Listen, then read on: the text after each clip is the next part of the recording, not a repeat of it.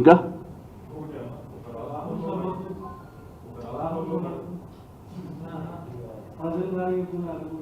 అన్నా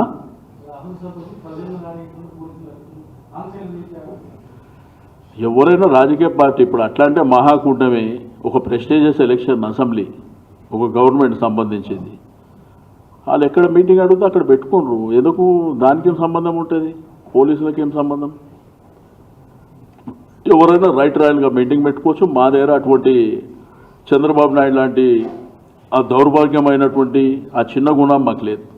ఇప్పుడు నా పర్మిషనే ఇయ్యలే, దానికి లేనిపోని పెట్టారు, మేము అట్లా పెట్టాం. ఎవరైనా రైట్ రాయల్గా, డెమోక్రసీ ఇది, ఎవరైనా మీటింగ్ పెట్టుకోవచ్చు.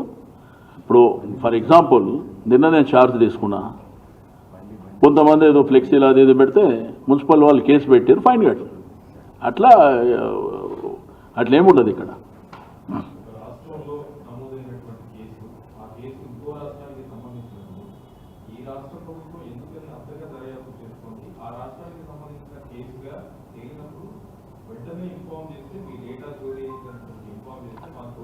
అసలు కంప్లైంట్ ఇచ్చినప్పుడు అమ్మా రాష్ట్రానికి సంబంధించిందా లేకపోతే అక్కడ ఉన్న ఎవిడెన్సా అనేది ఎక్కడ కోడ్ చేసి లేదు. జస్ట్ వీళ్ళు వెళ్ళి ఆ ఎంక్వైరీ జరుగుతున్నప్పుడు బయటకు వచ్చినటువంటి అంశాలు అవి. అయినా విచిత్రం, ఇప్పుడు తెలుగుదేశం పార్టీ ఆఫీస్ పక్కన ఉంది, చంద్రబాబు నాయుడు గారి ఇల్లు ఎన్నుకుంది. ఇప్పుడు మనం ఇక్కడ ఉన్నాం, ఏదో చిన్న ఇన్సిడెంట్ జరిగితే ఎవరికి చెప్తారు? ఇక్కడ ఉన్న పోలీసులకే చెప్తారు. అంటే ఆయన ఏమంటాడంటే, నేను టీవీలో అబద్ధాలన్నీ చెప్పేస్తే ప్రజలన్నీ నమ్మేస్తారు అనుకుంటారు, ఏది చెప్పినా నమ్మేస్తారు అనుకుంటారు. కుక్కట్పల్లి ఉంది ఐటీ గ్రిడ్, ఆంధ్రప్రదేశ్ పంపిస్తారా? అరే ఏదైనప్పటికీ ఎంక్వైరీ కావాలి కదమ్మా. నువ్వు ఎంక్వైరీ అయినాక ఆయన మాట్లాడినా, నేను మాట్లాడినా, ఇంకెవరు మాట్లాడినా, ఇప్పుడు మీ దగ్గర టెక్నాలజీ ఉంది, మీ దగ్గర ఎలక్ట్రానిక్ మీడియా ఉన్నది, ఏది రైటు ఏది రాంగు మీకంటే మాతో పాటు మీకు కూడా తెలుసు కదా. అది పెద్ద క్రైమ్ అది.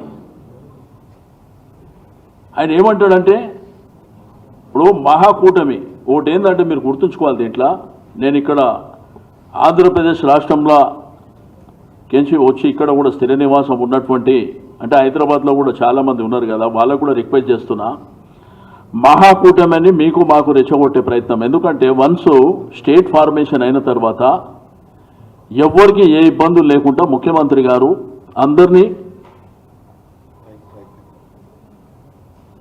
మన వాళ్ళే అనేటువంటి ఒక భావనతోని ఎక్కడ కూడా ల్యాండ్ ఆర్డర్లో కానీ ఫెసిలిటీస్ విషయంలో కానీ మీరు చూసిండ్రు, మీరు కూడా ప్రత్యక్షమైన సాక్షి.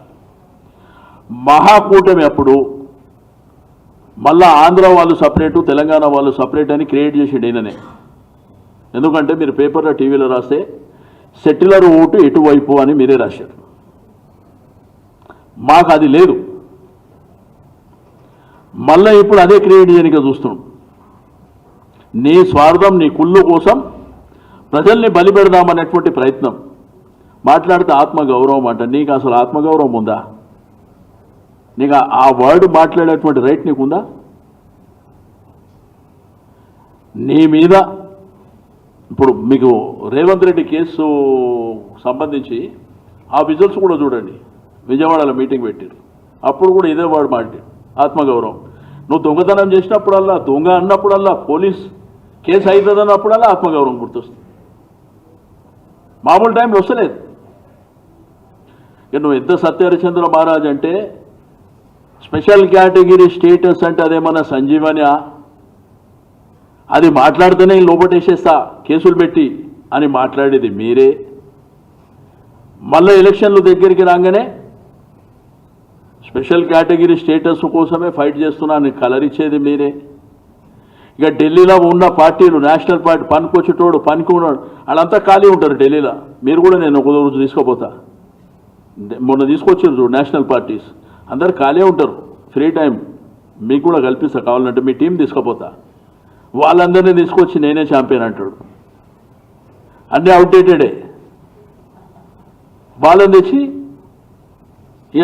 ఇక మన పత్రిక కొంతమంది ప్రపంచమని ఈయన కింద మీద చేసేసినట్టు చూపిస్తారు. అసలు ఆడ హిందీ స్పీకింగ్, ఆడ ఢిల్లీలో తెలుగు పేపర్ ఎవడు చదవడు, అది తెలియదు మన వాళ్ళకు. తెలుగు ఛానల్ మీద ఎవడు చూడాడు ఆడ. ఇక మన సామ్రాజ్యానికి చూపిస్తున్నారు. ఈ రెండు తెలుగు ప్రజలకి ఏంటంటే ఇక మొత్తం మొన్న చూసారు కదా, రాహుల్ గాంధీ ఎన్నికల్లో ఉంటాడు, ఆయన ప్రెస్ కాన్ఫరెన్స్ మాడుతుంటే నీ కొడుకు లెక్క చిన్న బాయ్, నాకు సిగ్గు అనిపించింది చూస్తే. నీ 40 years ఇండస్ట్రీ మాట్లాడితే పెద్ద ఢిల్లీ వణికిపోతుందట ఈయన చూస్తే. నీకు రిటైర్మెంట్కు టైం దగ్గర వచ్చింది, నువ్వేం పెద్ద టెన్షన్ ఫ్రీగా ఉండు. కొత్తగా ఎమోషన్స్ చేసి ప్రజలు ఆల్రెడీ డిసైడెడ్. మేము ఓటేపిస్తానో ఇంకోళ్ళు ఓటేపిస్తానో కాదు, ఆల్రెడీ వాళ్ళు డిసైడ్ చేసుకున్నారు. వద్దురా నాయన ఈ బాబు మాకొద్దు అంటారు. ఇంకా కొత్తది సృష్టిస్తారు. చంద్రబాబు నాయుడుకి ఇట్లా లేకపోతే డెవలప్మెంట్ ఆగిపోతుందంట. ఇప్పుడు నేనేమంటే ఎవరు ఉన్నా ఎవరు లేకపోయినా చేసేటువంటి లీడర్షిప్ మీద డిపెండ్ అయి ఉంటుంది. ఇప్పుడు కేసీఆర్ గారు ఉన్నారు, ఆయన గతంలో చీఫ్ మినిస్టర్ లేకుండే. ఎక్స్పెక్ట్ చేసినరా ఈ దేశం ఆశ్చర్యపోతుంది, అంత బ్రహ్మాండంగా పనిచేస్తుంది. మీకు 24 గంటల కరెంటు కానీ, డ్రింకింగ్ వాటర్ కానీ, నీకు ప్రతి గ్రామీణ ప్రాంతంలో డ్రింకింగ్ వాటర్ ఇస్తు ట్యాప్ ద్వారా, ఇరిగేషన్ ప్రాజెక్టులు. ఇంకా ఇంకో కొత్త మాట చెప్పిండి ఈరోజు, కాళేశ్వరం కట్టుకోవచ్చు అంట, పోలవరం కట్టద్దంట. అంటే లింక్ ఎక్కడో పోతుంది, దాని లింకు ఎక్కడెక్కడికో వెళ్ళిపోతుంది. కాబట్టి ప్రజలు నువ్వు ఎన్ని అన్నా చేసుకో చంద్రబాబు నాయుడు గారు, నువ్వు ఎన్ని చెమ్మికులు చేయి, లేదు నువ్వు ఒక సినిమా తీసి అవి చూపించినా కానీ ప్రజలు నమ్మరు. సేమ్ మహానాయకుడు కథానాయకుడు ఎట్లయిందో నీ బతుకు అట్లనే అవుతుంది, గుర్తుపెట్టుకో. నీకు ఇక ప్రజలు ఏంటంటే చూసిండ్రు, నమ్మిండ్రు ఏదో జరుగుతుందని చెప్పేసి. ఇంకా నరేగానంట, నరేగాది కూడా చెప్పిండు ఒకటి. నరేగా ఫండ్స్ ఏదైతే డెవలప్మెంట్ జరుగుతుందో నోటీస్ బోర్డులు ఇస్తారంట. అది నోటీస్ బోర్డు చెప్పిండు, నరేగా ఫండ్ ఎక్కడిది చెప్పలే.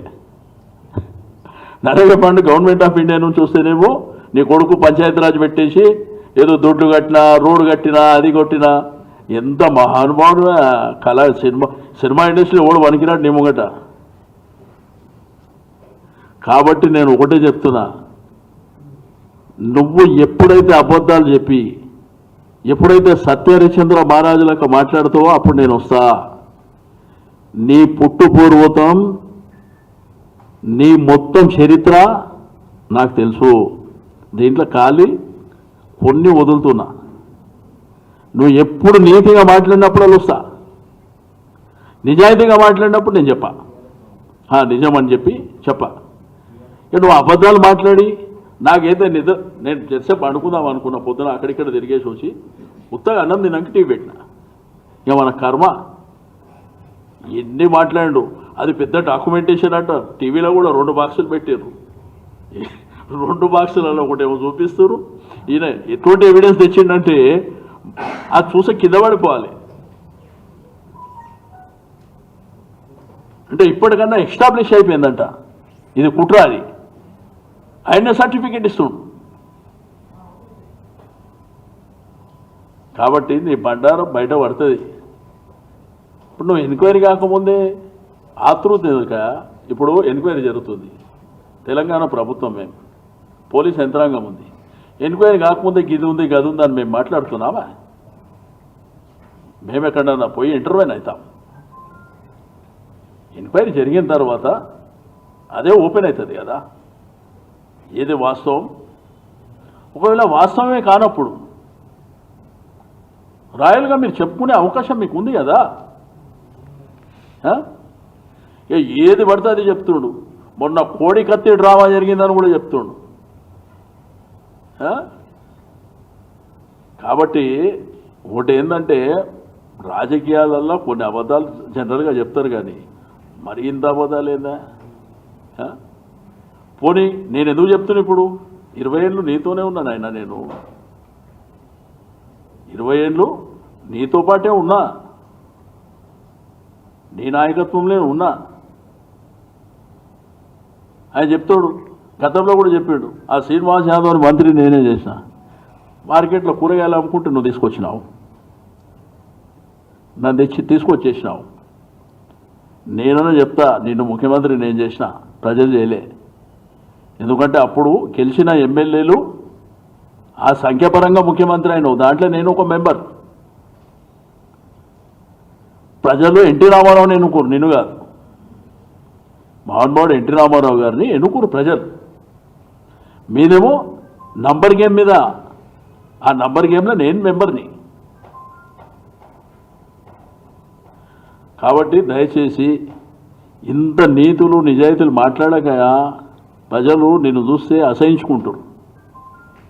నాకేదో ఇంత గొప్పగా మాట్లాడుతుంటే నాకు కొంతమంది మీడియా మిత్రులు కూడా ఫోన్ చేసి చెప్పారు, అన్న 2 గంటన్నర మాట్లాడిండి అన్న, అసలు దాంట్లో విషయం ఏందో ఆయనకే తెలవాలి అని చెప్తాం.